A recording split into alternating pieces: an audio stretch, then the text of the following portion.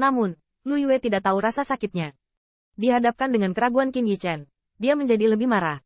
Wah, nak, pedangmu diberikan kepadamu oleh Kaisar Pedang Gila. Sekarang pedang itu milikmu. Sebaliknya, sangat kusam bahkan sampai hanya lapisan kulit. Tidak bisa memotongnya. Lu Yue sangat marah. Dan pada saat ini, Raja-Raja Pemetik Bintang telah terbunuh. Dan bahkan cengkeraman Kaisar Iblis Nether turun. Dan Kaisar muncul kembali. Seolah-olah semuanya hancur menjadi ketiadaan. Lakukan. Kami mati. Ini hanya untukmu. Satu pertarungan terakhir. Pedang ilahi Qin Yichen bergetar semakin keras. Dua Kaisar Agung, yang bertemu mereka hanya untuk beberapa saat, bersedia menggunakan daging dan darah untuk menyempurnakan mereka dan membuat warisan abadi. Apa? Tanda seru. Tanda seru. Tiba-tiba, tangan Qin Yichen yang memegang pisau tidak lagi bergetar, tetapi menjadi sangat tenang. Pisau itu menebas langit. Engah.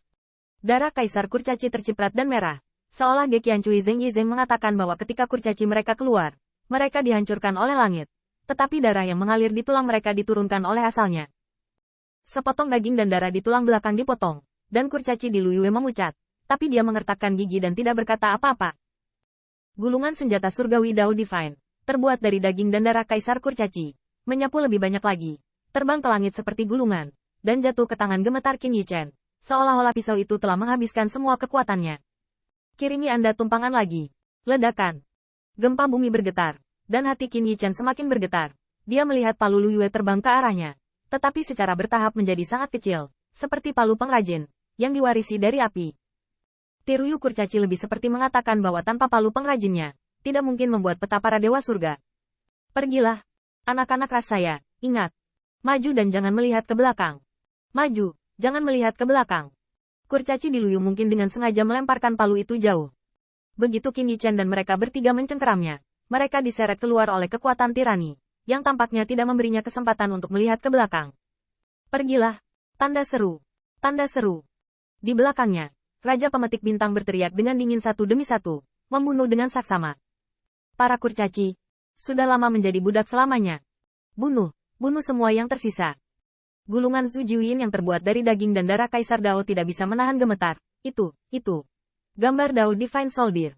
Cepat, hentikan mereka. 9 kepala iblis dari mobil hantu itu bahkan lebih ganas. Para dewa surga, dan palu Kaisar Kurcaci. Betapa berharganya ini. Membunuh. Namun, burung iblis yang diubah oleh mobil hantu itu baru saja menggetarkan sayap iblisnya untuk menutupi langit dan mengaburkan matahari. Tetapi melihat labu King Tian tiba-tiba melompat, mencekik kepala iblis, dan membantingnya ke tanah. Yu King Tian, kamu sudah kalah. Yang kalah harus memiliki kesadaran yang kalah. Ada suara keras yang mengguncang langit dan bumi, dan kekaisaran mungkin merobek langit, semakin jauh dari Qin Yichen. Maju, jangan melihat ke belakang. Qin Yichen bermeditasi diam-diam di dalam hatinya, menghentikan air mata, hanya menyisakan matanya yang penuh merah, berubah menjadi kecepatan paling cepat, dan terbang menuju tanah tandus di depan. Sepanjang jalan, Qin Yichen dan ketiganya diam. Mungkin ini takdir. Setiap kali mereka melihat leluhur mereka begitu tragis dan kuat, tetapi mereka tidak dapat mengubah apapun. Feng Nianwu bahkan ingin menghajar dirinya sendiri sampai mati. Untuk pertama kali dalam hidupnya, dia merasa begitu kuat sehingga dia terlalu lemah dan tidak kompeten. Dia bahkan tidak memiliki kesempatan untuk bertarung berdampingan dengan leluhurnya. Dia dikejar dan melarikan diri sepanjang jalan. Saya tidak tahu bahwa untuk waktu yang lama, kepalan tinju Qin Yichen belum dilepaskan. Dia mengatakan pada dirinya sendiri bahwa dia tidak melarikan diri, tetapi berjalan ke depan. Namun, kesedihan dan kecurigaan di hati Qin Yichen sudah lama sulit untuk ditenangkan. Gambar prajurit Dewa Surgawi, palu pengrajin Kaisar Kurcaci, harta karun yang luar biasa, Waner dan yang lainnya tidak tinggal di sini. Apa kau tahu kalau aku akan lewat? Namun, mereka masih ingin pergi ke depan. Itu hanya bisa mengatakan bahwa hal yang harus mereka hadapi lebih penting daripada peta dewa dan tentara. Dia harus menemukan Long Waner secepat mungkin dan bertanya dengan tepat apa yang akan terjadi. Qin Yichen dan yang lainnya tidak tahu berapa lama mereka telah terbang. Tanah tandus di depan mereka sepertinya akhirnya melihat akhir. Tapi semua yang ada di depan mereka membuat mereka membeku di tempatnya. Tidak bisa tenang untuk waktu yang lama. Saya melihat akhir dari tanah tandus ini. Mayat kaisar ada di mana-mana. Sepotong kematian. Itulah berapa banyak orang kuat yang mengejutkan dunia telah terbunuh di sini. Qin Yichen bahkan tidak bisa menanggung prestise kaisar agung yang meninggal di sini. Namun, mayat kaisar sudah mati. Dan sekarang, ada sosok tirani dalam pertempuran, kuat dan menghancurkan. Di atas kepala, ada kegelapan menutupi langit dan bumi. Tampaknya tidak peduli seberapa tinggi langit. Kegelapan tidak bisa tinggi. Menelan segalanya. Menelan segala sesuatu ke dalam kematian. Kegelapan yang tidak pernah ada. Melayang di atas kepala Qin Yichen. Qin Yichen akrab dengan kegelapan ini. Bahkan lebih akrab bagi Qin Yichen. Ada Raja Meteorit Desolate. Saya melihat Huang Meteo God King mengangkat tangannya dan melemparkan kakinya. Dan Huang Meteo, seperti bintang yang meledak dan pecah, hancur, menyebabkan bumi bergetar dan menghancurkan segalanya. Tapi yang paling menarik perhatian Qin Yichen adalah lubangnya. Tepatnya, itu adalah jurang yang dihancurkan oleh sejumlah metode tirani yang tidak diketahui. Sulit untuk melihat dasar jurang. Lautan darah yang tak terhitung jumlahnya melonjak, dan tampaknya gelombang kecil dapat menenggelamkan Qin Yichen. Tidak hanya itu, kegelapan berkibar di atas lautan darah, berubah menjadi rantai, tampaknya menutup kegelapan. Saat lautan darah bergolak, Qin Yichen samar-samar melihat skala naga. Hanya saja sisik naga tampak membatu, dan bahkan lebih banyak kehancuran akan ditekan dari waktu ke waktu. Tetapi sisik naga yang membatu terus terlepas.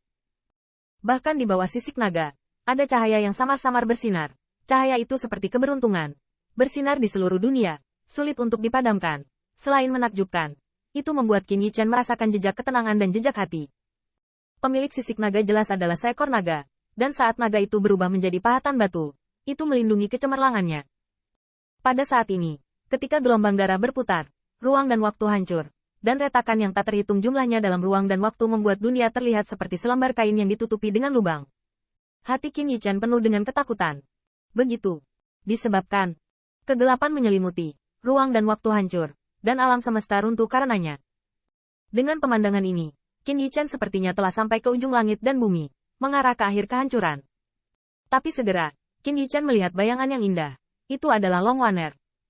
Long Waner bertarung dengan sosok yang diselimuti kegelapan, dan tubuhnya berlumuran darah. Tapi jam Cao Hao bergetar lagi dan lagi, mengeluarkan lonceng peringatan. Huang Mi, Waner, apa yang tersembunyi di sini? Tanda seru. Meskipun Qin Yichen masih dikejutkan oleh semua yang ada di depannya, dia tahu betul bahwa rahasia tempat ini pasti layak bagi dua kaisar besar, Lu Qingtian dan Lu Yu, menjaga dan memenuhinya dengan mengorbankan nyawa mereka, dan bahkan fragmentasi roh kaisar yang jatuh. Itu adalah. Qin Yichen tiba-tiba mengangkat kepalanya, dan Raja Meteorit liar turun ke sini.